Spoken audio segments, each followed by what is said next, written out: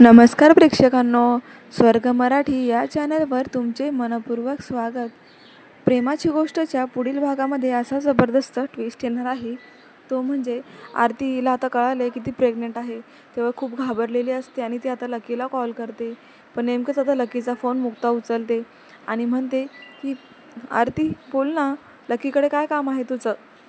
तेव्हा आता आरती खूप घाबरते आणि म्हणते की अरे, मी तर लकीला कॉल केला होता, हा फोन मुक्ता मॅडमला कसा काय उचलला आहे. आणि ती घाबरूनच तो फोन ठेवून देते आणि रडायला लागते. इकडे मुक्ताही विचार करत असते की आरतीने माझा फोन कट का केला, मग फोन केलाच कशाला होता, काय काम असेल हिचं. तेव्हा आता असं विचार करत असतानाच आरती ही डायरेक्ट मुक्ताच्या घरीच आलेली असते. तेव्हा आता ती बसते. तेव्हा मुक्ता तिला विचारते, आज कसं काय इकडे येणं केलं आणि असं अर्जंट काय काम आहे तुझं. तेव्हा आरती म्हणू लागते की मला फोनवर काही गोष्टी नाही बोलता आल्या, पण आज मला तुला काहीतरी सांगायचं आहे, असं म्हणून मुक्ता तिला खाली बसवते. इकडे आता लकीचं लक्ष जातं आणि लकी खूप घाबरतो. तो म्हणतो की ही नक्कीच आमच्याबद्दल बोलायला आली असेल, असं म्हणून तो हॉलमध्ये येतो आणि आरतीला म्हणतो, आरती मला माहिती आहे तू इथे काय काम घेऊन आली आहे, ते तुला बाईकच्या डीलसाठीच बोलायचं आहे ना.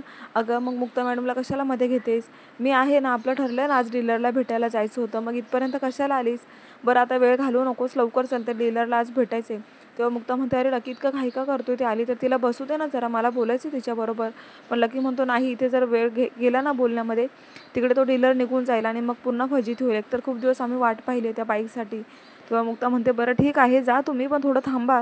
तरी लकी ऐकायला तयार नसतो. लकी म्हणतो की नाही, इथे बोलून टाईमपास करायचा नाही आहे मला, आज कसे करून हिच्या हातामध्ये मला बाईक द्यायची आहे आणि डील करायचं आहे. तेव्हा आता आम्हाला जास्त वेळ इथे घालवायचा नाही आहे. आता तो विषय टाळत असतो, तर सावनीच्या हे लक्षात येतं की लकीचं चाललं आहे काय, आरती आल्यापासून हा असा का वागतोय. तेव्हा आता ती विचारच करत बसते. तर लकीकडे आरतीला उठवण्याचा प्रयत्न करत असतो की आरती उठ, तू इथे बोलून टाईमपास करण्यापेक्षा चल माझ्याबरोबर, आज कसे करून आपण ते डीलरला भेटू आणि गाडीचं डील झालं की मग तुझ्या हातामध्ये तुझी बाईक मिळून जाईल. असं म्हणून तो आरतीला आता उठवून डायरेक्ट म्हणतो की चल बाहेर, मीही येतोय तुझ्याबरोबर.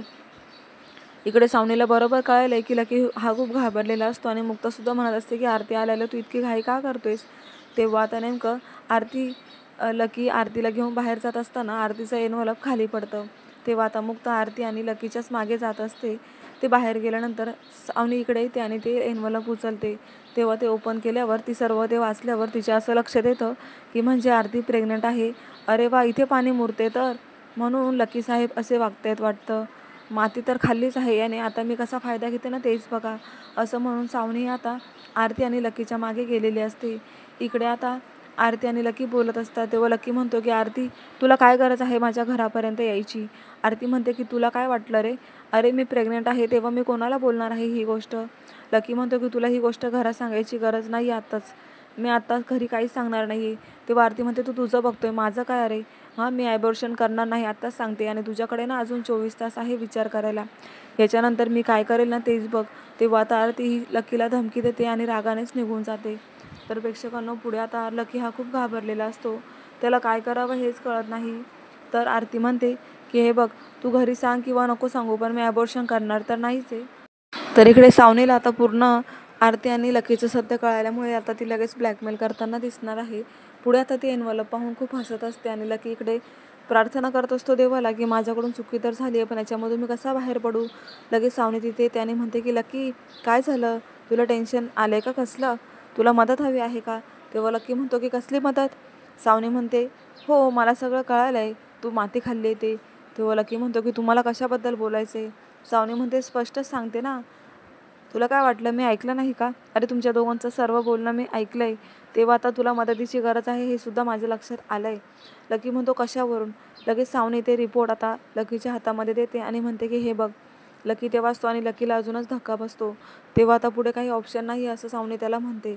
सावनी म्हणते की हे बघ, तुला जर ह्या गोष्टीमधून बाहेर पडायचं असेल ना, माझं ऐक, मी काय सांगते ते नीट कान लक्ष देऊन ऐक. तेव्हा लकी म्हणतो की काय करायचं पुढे. सावनी म्हणते की हे बघ, आता तू असं बिहेव कर ना, म्हणजे आरतीचं बाळ हे तुझं नाहीच आहे असं दाखव, म्हणजे तू याच्यातून लवकर बाहेर पडशील. डायरेक्ट असं सांग घरच्यांना की तिचा आणि माझा काहीही संबंध नाही आहे, हे बाळ माझं नाही आहे, ती मला ब्लॅकमेल करते, मला फसवते.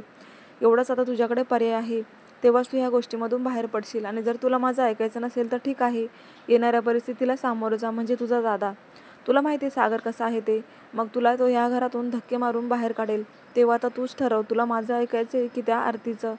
लकीला ती असं विचारात पाडते आणि लकी तिथून विचार करतच निघून जातो.